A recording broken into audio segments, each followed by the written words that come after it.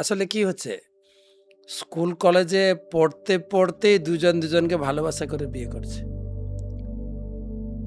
School কলেজে নৈতিক চরিত্র শেখাচ্ছে না, জাস্ট ওই যে বললাম চাকরি পাওয়ার জন্য আপগ্রেডেড এডুকেশন তারা দিচ্ছে। চরিত্র গঠনটা একদম অফ হয়ে গেছে। সেই জন্য এটার বর্তমান খুব প্রয়োজন। বেদে ঈশোপনিষদের 11 নম্বর শ্লোক, বিদ্যা চাবিদ্যাম চ যস্তু বেদ উভয়ম স। স্কুল কলেজের বিদ্যাকে বলে অবিদ্যা, বিদ্যা। আর গীতা ভাগবতমের বিদ্যা বলে বিদ্যা। দুটোকে যুগপৎ পড়তে হবে।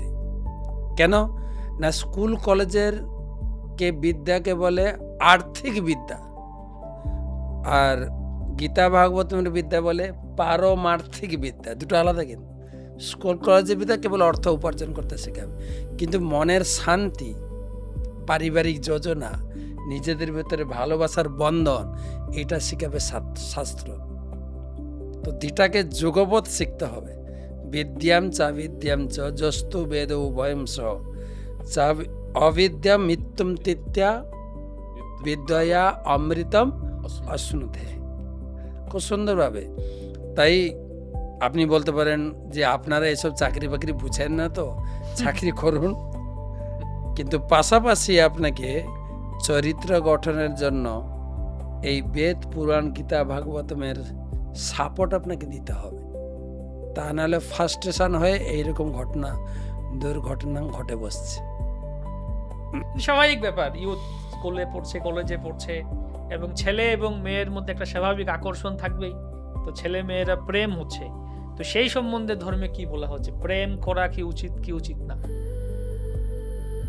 আমাদের এমনি বলে, কি বলে, জন্ম মৃত্যু বিয়ে 3 বিধাতা দিয়ে। ছেলে হয়েছে, ছেলে মেয়ের প্রতি আকৃষ্ট হবে, মেয়ে ছেলে, এটা একটা স্বাভাবিক, এটা স্বাভাবিক। হিন্দিতে একটা কথা আছে, সংস্কার মা সে শিখে। সংস্কার কে শেখাবে? মা। মায়ের ভূমিকা বেশি। কিন্তু কেন না, এপিজে আব্দুল কালাম বলেন, মায়ের কোল হচ্ছে, মায়ের কোলে শিশু বড় হয়, তো মায়ের কোল হচ্ছে 100টা বিদ্যালয়ের শিক্ষা প্রতিষ্ঠান। 100টা বিদ্যালয়ে যা শিখবে না, মার কাছে শিখবে। সংস্কার মা সে শিখে, পিতা সে সংঘর্ষ। সংঘর্ষ মানে ঝগড়া না, ইনকামটা শেখাবে বাবা।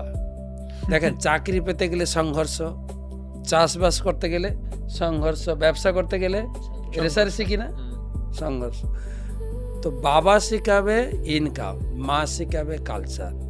বাকি পরের লাইনে বলছে, বাকি দুনিয়া শিক্ষা দেती है।